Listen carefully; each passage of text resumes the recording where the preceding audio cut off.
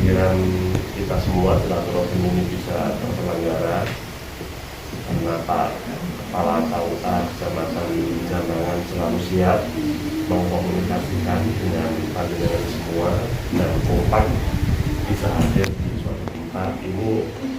Pertama, silaturahim ini insya Allah akan manfaat. Yang sudah lama tidak kenal, yang sudah lama tidak jumpa, akhirnya berjumpa, tanya kabar dan lain sebagainya. Nah, walaupun sudah berjumpa, saat ini kita dibatasi dengan protokol kesehatan, sehingga kita menjalankan tugas, kita melaksanakan silaturahim tetap mengikuti protokol kesehatan yang sudah ditetapkan oleh pemerintah. Bapak-bapak dan ibu-ibu yang saya hormati, kita ini warga kantor Kementerian Agama Kota Surabaya. Ada Pak Mudin, ada penyuluh agama baik Islam maupun non-Islam, yang baik yang negeri maupun yang non PNS, ada penghulu, ada pengawas pendidikan, ada guru agama non-Islam, itu juga sama-sama keluarga besar. Semua karena keluarga besar ini adalah satu kesatuan. Oleh karena itu panjenengan semua itu oleh masyarakat dianggap sebagai tokoh atau yang ditokohkan di suatu tempat, karena panjenengan kebetulan bermitra bekerja di kantor Kementerian Agama Kota Surabaya yang saat ini ditugaskan di wilayah Kecamatan Jambangan. Artinya masyarakat ada apa-apa, contoh, saya punya sahabat yang namanya Pak Doli. Pak Doli itu penyelenggara Kristen di kantor kami. Tetangganya kalau tanya tentang haji itu juga tanya kepada Pak Doli. Pak Doli juga paham tentang regulasi haji. Itu artinya kita itu dianggap bisa semuanya.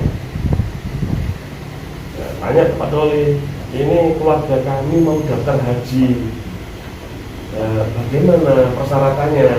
Ya, Pak Doli sudah mengerti persyaratannya. Ya, coba dilihat data-datanya, kakaknya, KTP yang punya KTP. Jawab oleh Pak Doli, ini yang dari 5 orang ini yang sudah memenuhi syarat 4, yang 1 belum. Karena saat ini regulasi mengatur untuk bisa daftar haji itu minimal umurnya 12 tahun. Nah, caranya bagaimana Pak Doli? Padahal Pak Doli adalah pembina Kristen. Caranya begini, 4 orang ini datang ke bank apa? Bank syariah, terserah bank syariah yang dengan pilih, monggo. Ada 17 bank syariah yang sudah bekerjasama dengan kantor Kementerian Agama Kota Surabaya, bebas memilihnya. Nah, setelah itu baru mendaftar ke kantor Kementerian Agama Kota Surabaya di depan Masjid Al-Aqsa. Nah, sampai di sana, semua selesaikan di sana, mulai dari rekam sidik jari, rekam semuanya, termasuk foto dan sebagainya. Baru setelah itu diketahui tentang tanda buktinya, terbit tanda buktinya, dan diketahui kapan berangkatnya, kira-kira kapan berangkatnya. Nah, kalau daftar sekarang berarti 31 tahun lagi yang akan datang baru berangkat. Nah, itu jawabannya. Bapak-bapak dan ibu-ibu yang saya hormati, itu sekilas tentang haji. Jadi kita itu dianggap ngerti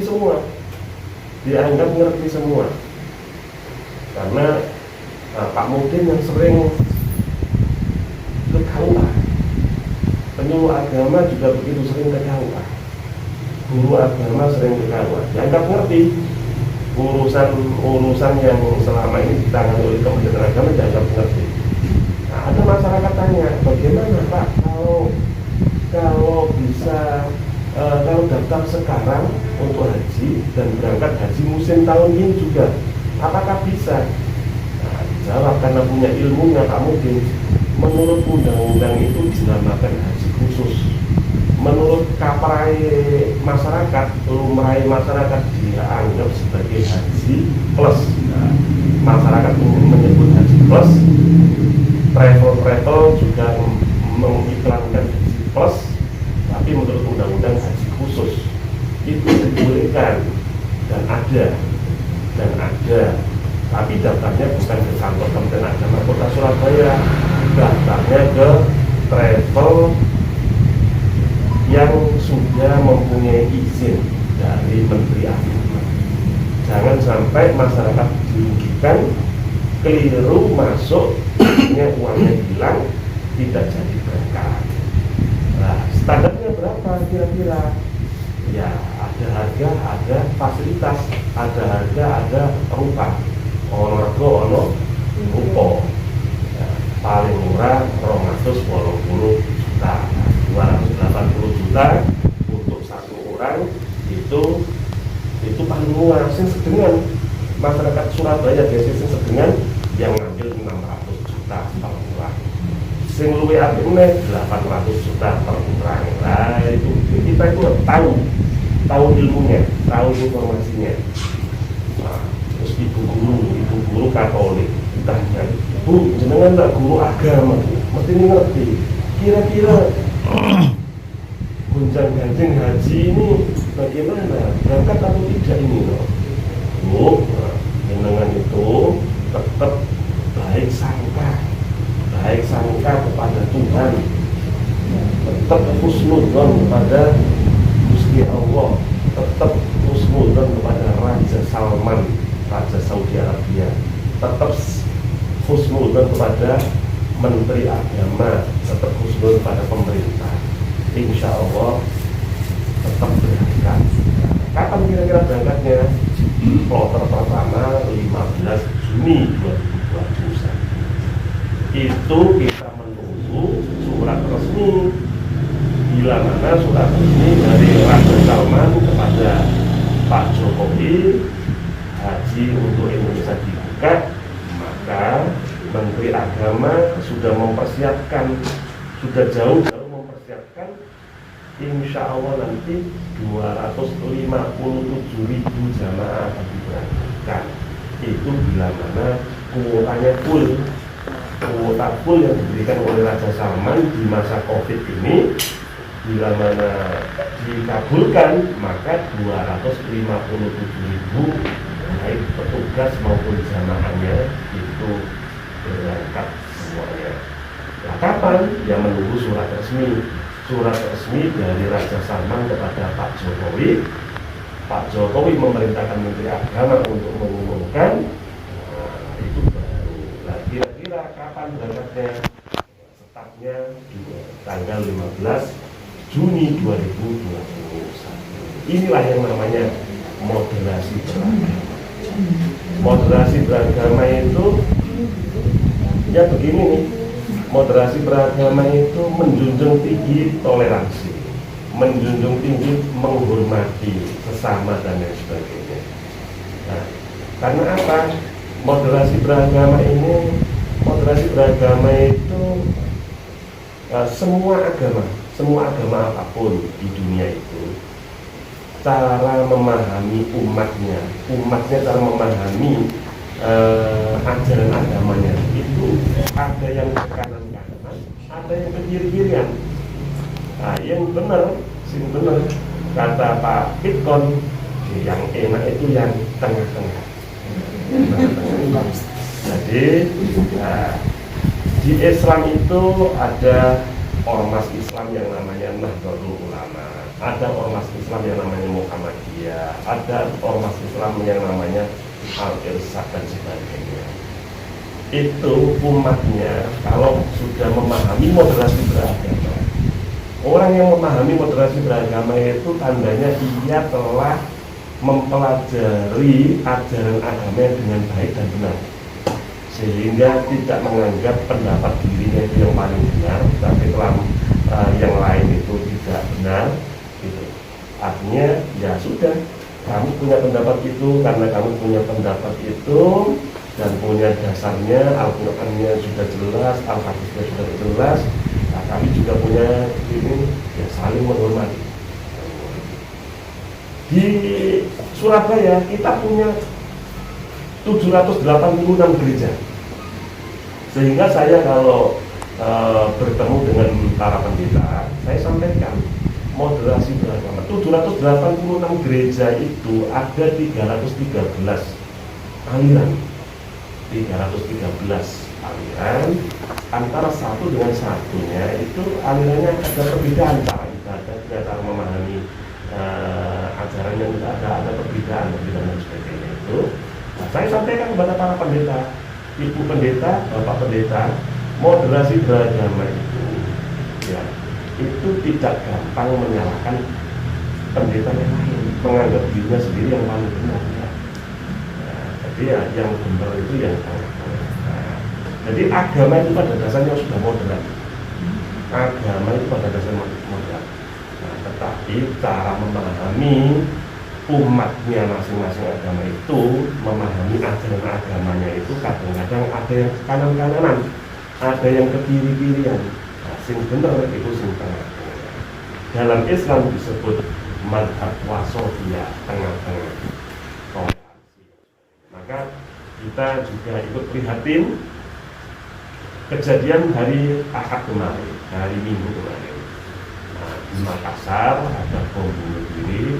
Agama apapun yang namanya mengatasnamakan agama apapun, bunuh diri dan sebagainya itu yang jelas untuk dan tidak dibenarkan.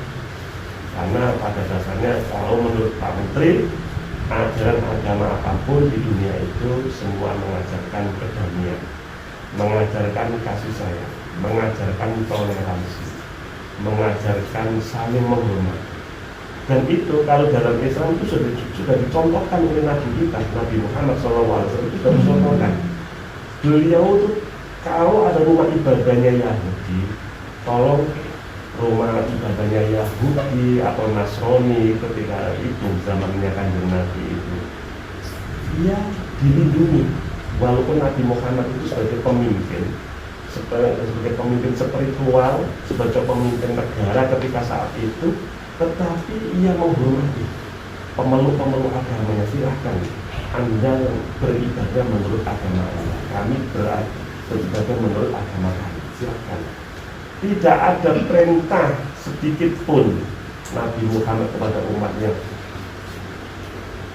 bakar rumah ibadah ini, bakar, gempur, tidak ada.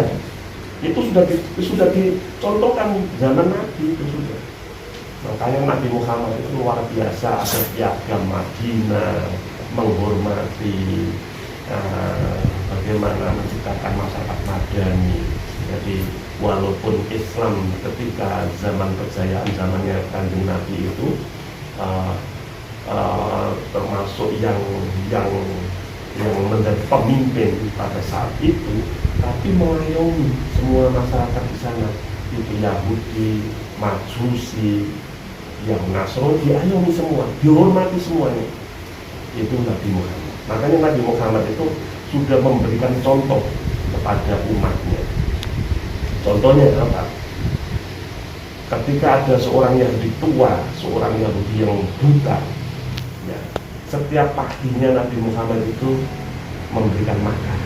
Memberikan makan itu dengan hati yang tulus, dengan hatinya, dengan cara kasih sayang. Orang Yahudi itu mengolok Nabi Muhammad luar biasa, ngamek, jadi mengejek, mengolok Muhammad itu apa, kurang ajar, macam-macam. Tapi Nabi Muhammad tidak berkomentar, langsung disuapi. Itu bertahun-tahun Nabi Muhammad setiap pagi itu memberikan makan kepada orang Yahudi yang tua, yang sepuh. Tetapi orang Yahudi itu benci sekali pada namanya Muhammad, itu benci. Nah, setelah Nabi Muhammad wafat, baru sahabatnya, kalau nggak salah sahabat Abu Bakar ya, sahabat Abu Bakar menggantikan posisinya Nabi karena Nabi Muhammad sudah wafat, maka yang dulang atau yang nyuapi tadi biasanya Nabi Muhammad diganti Abu Bakar. Langsung komentar, kamu siapa? Kamu itu tidak biasa, ini beda ini. Kasar sekali ya teman-teman, kok tidak seperti yang kemarin-kemarin.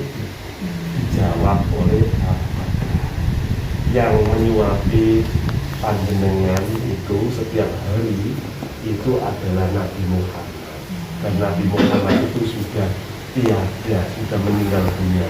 Langsung seketika itu menangis. Karena apa? Dia tidak tahu, karena buta, karena buta, tidak tahu kalau yang menyuapi itu Nabi Muhammad. Akhirnya pada saat itulah orang Yahudi itu juga masuk Islam, nangis-nangis karena selama ini nggak sana nggak kadang, tapi yang menyuapi dan tidak pernah berkomentar walaupun dilokno macam-macam, itu bertahun-tahun itu yang menyuapi adalah beliau yang dilokno. Nah ini sudah diberikan contoh, artinya agama itu betul-betul moderat, kita saling mengasihi, saling mengayomi dan sebagainya. Bapak-bapak dan ibu-ibu yang saya hormati, kita kompak itu, kita tahu tentang tugas-tugas kita masing-masing.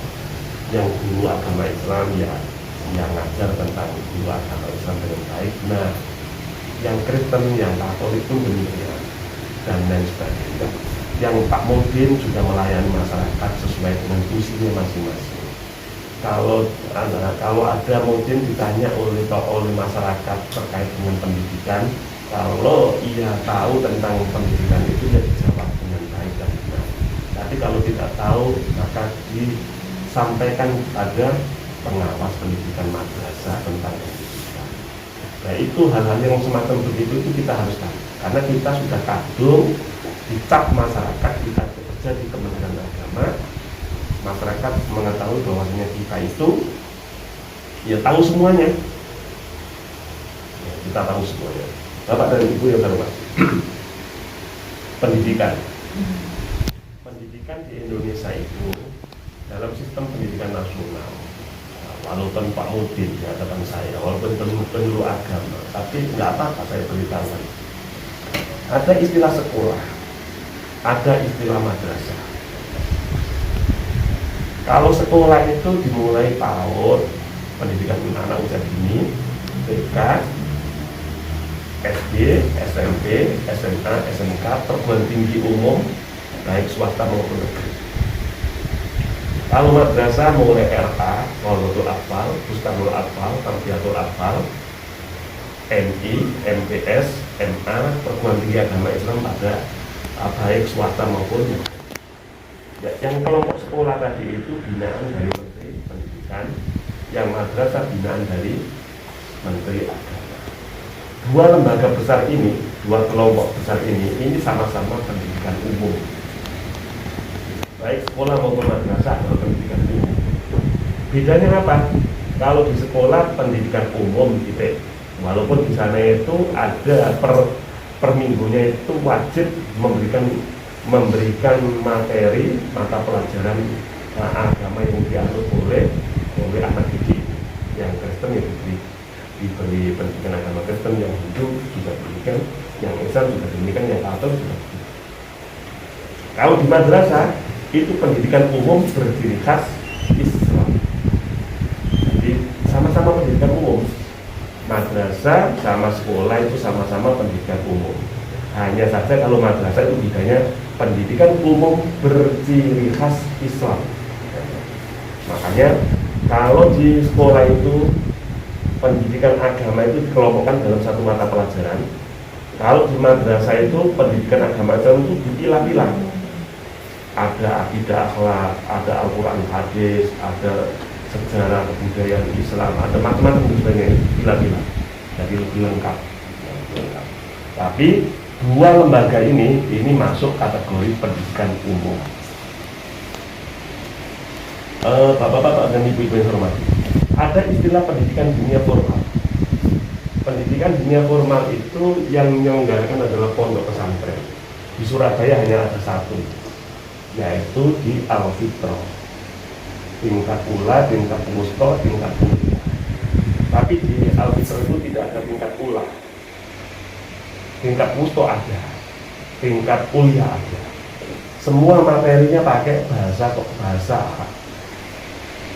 Matematikanya pakai bahasa Arab. Pelajaran kewarganegaraan Indonesia, Pancasila, Bhinneka Tunggal Ika yang pakai bahasa Arab.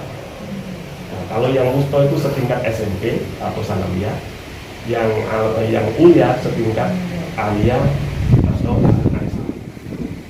Kalau di sekolah ada ujian sekolah, di madrasah ada ujian madrasah. Kalau di pendidikan dunia formal, nah itu namanya imtihan al-waton, imtihan ujian al-waton itu. Jadi begitu. Dan ini adalah masuk pendidikan formal.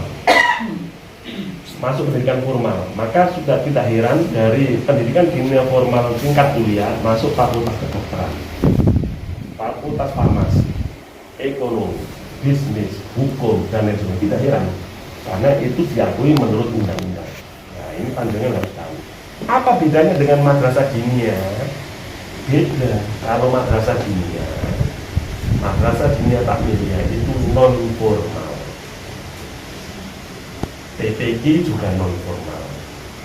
Cuman beda jenis. Kalau TPQ ya Taman Pendidikan Al-Quran itu khusus untuk pendidikan, untuk mulai membaca Al-Quran, nulis Al-Quran. Itu kalau madrasah diniyah itu ya itu lebih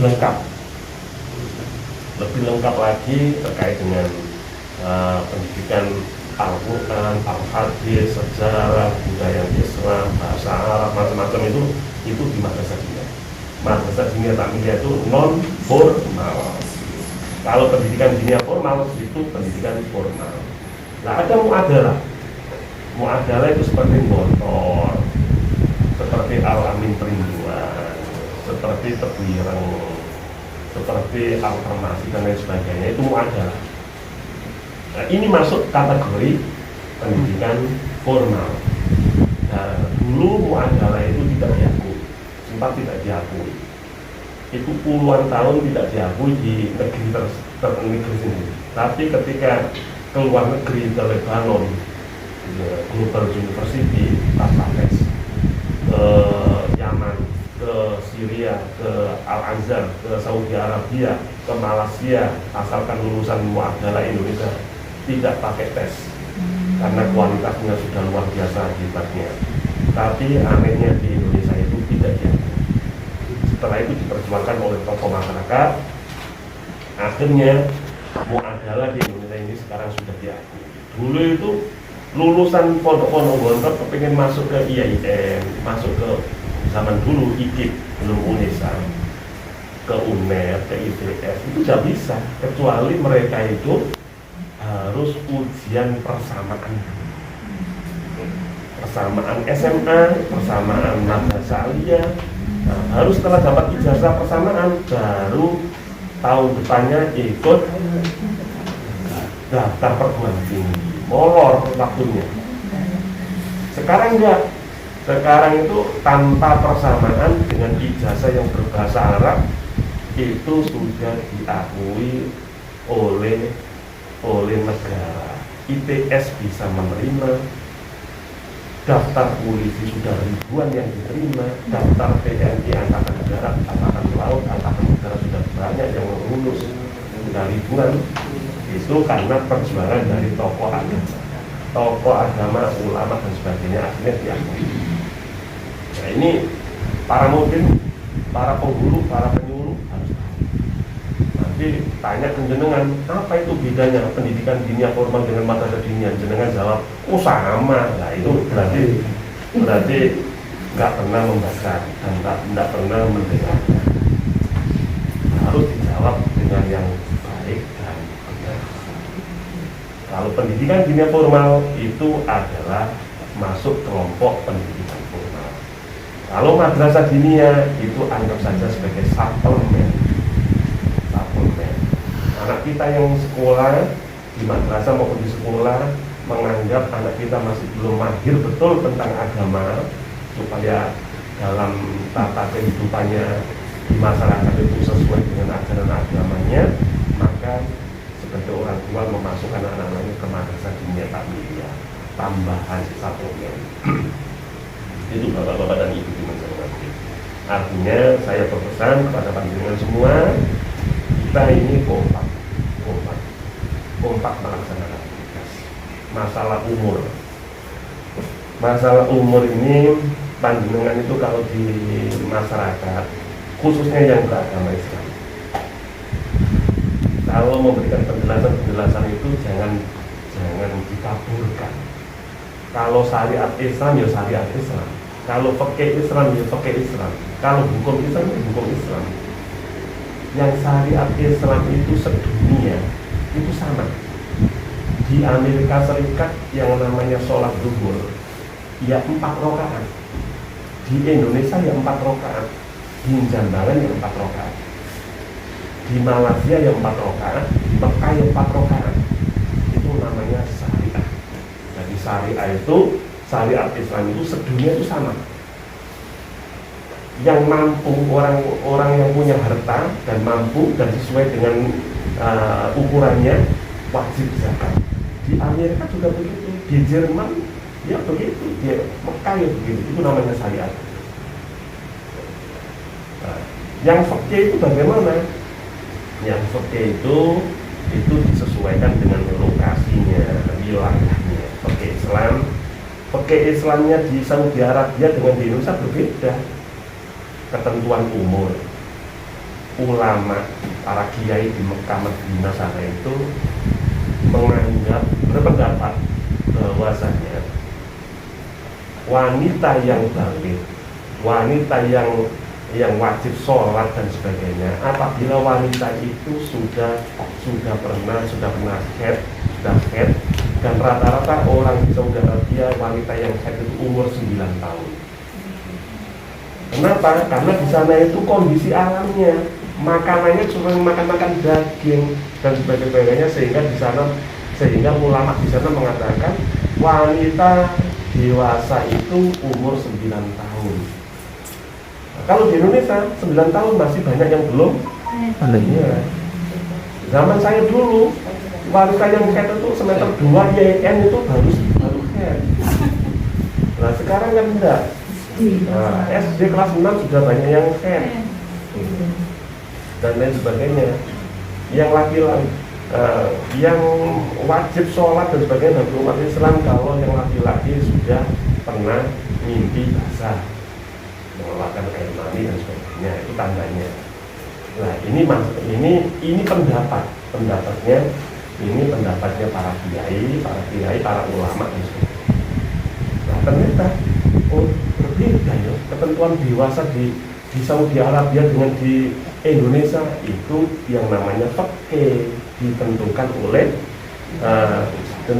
lokasi alamnya dan ditentukan oleh zamannya. Nah ini namanya fikih. Nah bagaimana yang namanya hukum Islam? Hukum Islam atau hukum positif, contoh undang-undang perkawinan yang terbaru nomor 16 tahun 2019. Calon pengantin putri maupun laki-laki sama-sama harus umur 19 tahun. Kalau undang-undang yang lama, undang-undang nomor 1 tahun 74, yang laki-laki minimal 19 tahun, yang perempuan minimal 16 tahun. Ini direvisi dengan undang-undang baru, Undang-Undang nomor 16 tahun 2019 tentang perkawinan. Minimal calon pengantin putri 19, calon pengantin laki-laki juga 19. Ini namanya undang-undang ini berlaku untuk seluruh Indonesia, tidak membeda-bedakan rasnya, tidak membeda-bedakan agamanya. Ini berlaku, itu namanya hukum positif.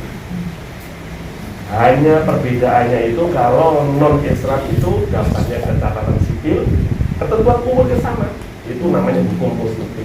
dalam Islam hukum positif ini kalau sudah ditentukan oleh negara itu tentang umur ini namanya hukum Islam. Kenapa kok dinamakan hukum Islam bukan fikih lagi? Karena pemerintah negara sudah intervensi. Pendapat dari kumpulan pendapat ulama, pendapat orang-orang dan sebagainya itu tentang dewasa, tentang umur dan sebagainya itu, nah itu sudah diputus dibentuk oleh pemerintah, oleh DPR. Nah, itu namanya hukum Islam. Nah, untuk seluruh Indonesia namanya hukum positif. Dilakukan untuk semuanya tanpa pandang. Nah itu baru boleh. Nah, tapi negara juga ada solusi. Bagaimana Pak, ini umurnya 17 tahun Pak anak saya Pak, belum sudah dilamar anggota DPR, ganteng bisa lah. Nah, soge bisa. Ya ada solusi. Agamanya apa? Karena agama Kristen. Oh, solusinya bagaimana? Ya tetaplah ngurus mulai dari RT, RW, lurah dan Pak Lurah itu wajib sesuai dengan yang sebenarnya, sesuai dengan aktenya. Nanti sampai di catatan sipil, oleh kepala catatan sipil, ya diperiksa, oh ini kurang, masih 17 tahun. Nanti diberi solusi, dibuat surat penolakan. Nah, surat penolakan itu diantar oleh pengantin itu ke pengadilan negeri. Nah, bagi yang Islam daftar ke Pak Yaidkon, diperiksa oleh wah ini kurang ini, masih umur 16 tahun. Nah, diberi belangko, ditandatangan oleh beliaunya N7. Kalau dulu N8, N9, sekarang N7. Nah, setelah itu diberi tahu yang bersangkutan itu, Pak atau Mas, panjenengan ke pengadilan agama. Apa itu? Nah, ini untuk ngurus dispensasi umur. Kamu tak salah ya? Kira ke pengadilan itu salah semua, enggak? Ya, jadi ke sana, sampai di sana, nah, akhirnya nanti mendapatkan dispensasi umur. Nah, di Indonesia, walaupun umurnya sudah 19 tahun, kalau umurnya itu belum 21 tahun, maka wajib ada izin dari orang tua. Nah, ini namanya hukum positif, atau kalau dalam diterapkan pada umat Islam namanya hukum Islam. Hukum positif ini berlaku dari semua warga negara, apakah itu agamanya Konghucu atau agama Hindu, Islam, sama. Kalau belum umur 21 tahun, wajib minta izin kepada orang tua. Makanya KUA ada belangko izin orang tua itu, belangkonya N berapa itu?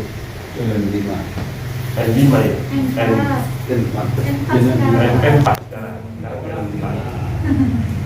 Belum kawin, belum kawin lagi. Nah itulah, itu. Makanya ada solusinya. Ada lagi masyarakat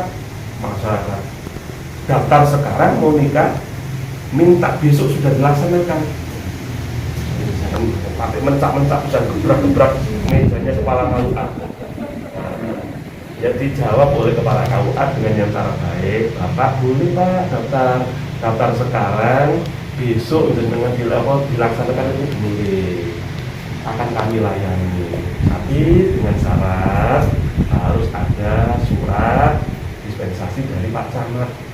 Pak Camat itu mewakili Pak Jokowi di wilayah Jatatan sini. Nah, ketika Pak Camat sudah mengeluarkan dispensasi kepingin cepat-cepat nikah, ya, nah itu baru dasarnya itulah Pak Kepala KUA siap melaksanakan. Asalkan pada saat itu ya jam dan pelaksananya terserah Kepala KUA, karena kan jamnya antri kan. Ya. Sama catatan sipil pun demikian. Jadi begitu.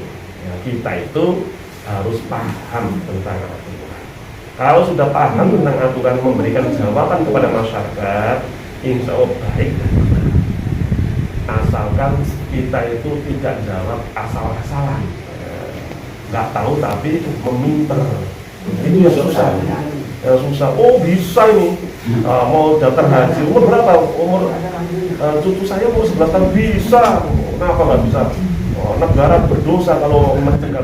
Nah, itu namanya meminta.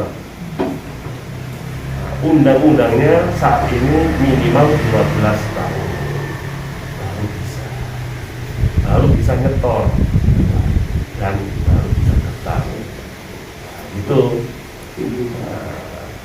dan terus masyarakat itu juga harus diberi pengertian, daftar haji itu kemana? Panjenengan jangan bilang daftar haji itu ke bank, keliru.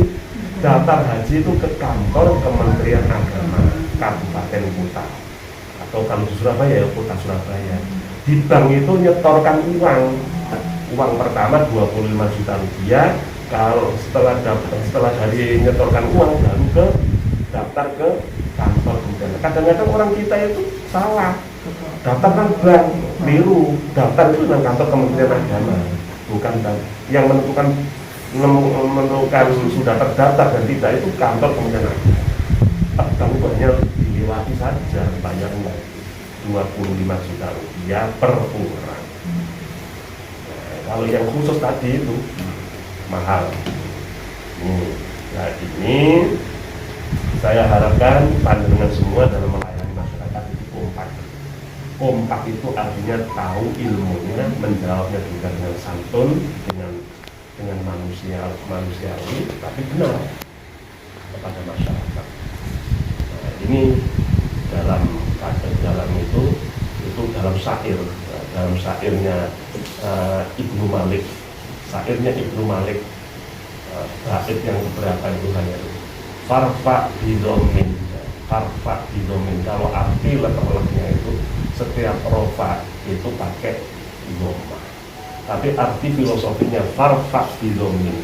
Kalau sudah hidup dalam naungan Kementerian Agama, baik Pak Mudin, penyuluh agama, guru agama, apapun agamanya, penghulu, kepala KUA, kepala kantor, dalam memahami suatu permasalahan, itu harus sama memahaminya, sehingga memberikan jawaban kepada masyarakat itu sama.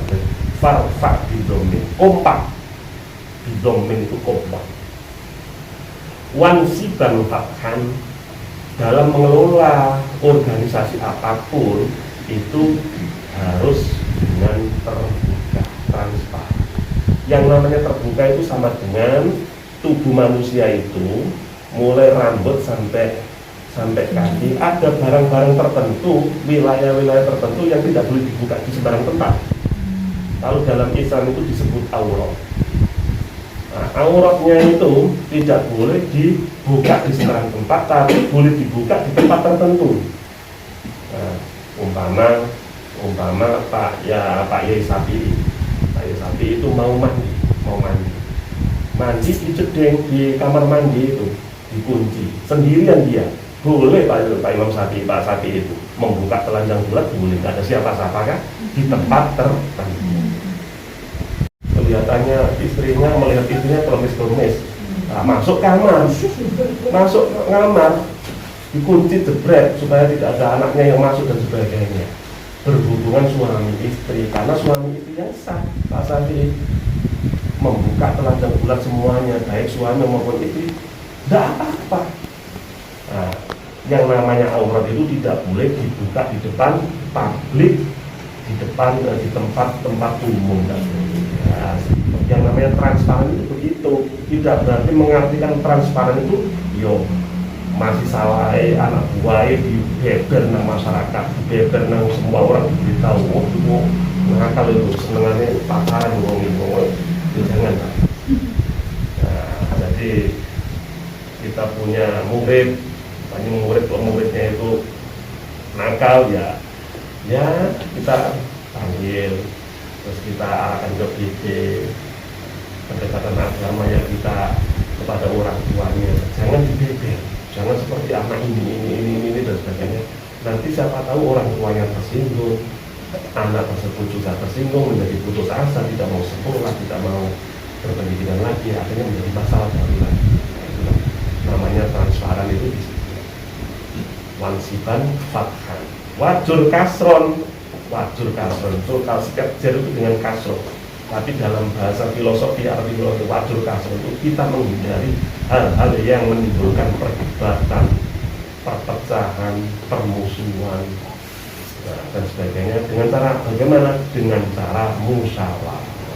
suami istri saja mau menyekolahkan anaknya kemana, ya musyawarah, jangan manang-manang karena diri ibunya bapaknya, ibunya ibunya, kita letakkan saja untuk kepentingan anak itu, kepentingan masa depannya anak, ya namanya musyawarah di situ. Nah, setelah itu insya Allah tadi berubah keadaan yasur sebagai hamba Tuhan, hamba Allah, tinggal berdoa, beristighfar, insya Allah semua program dan kegiatan kita itu akan tercapai sesuai dengan harapan kita. Insya Allah demikian. Jadi intinya pertemuan ini, kita ini hidup di kota Surabaya. Kota Surabaya ini adalah ibu kota Jawa Timur. Kalau siang penduduknya bisa 6.500.000, kalau malam 4.500.000. Nah, kita jumlahnya besar sekali, kompleks, dari berbagai macam agama.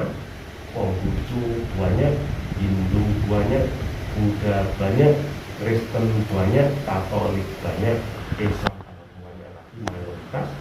Oleh karena itu kita harus sebagai pelopor moderasi beragama, kita memahami ajaran agama kita masing-masing yang tengah-tengah, yang moderat, yang sesuai dengan ajaran Nabi kita masing-masing. Nabi Muhammad SAW mengajarkan kita itu harus yang tengah-tengah, yang moderat dan sebagainya.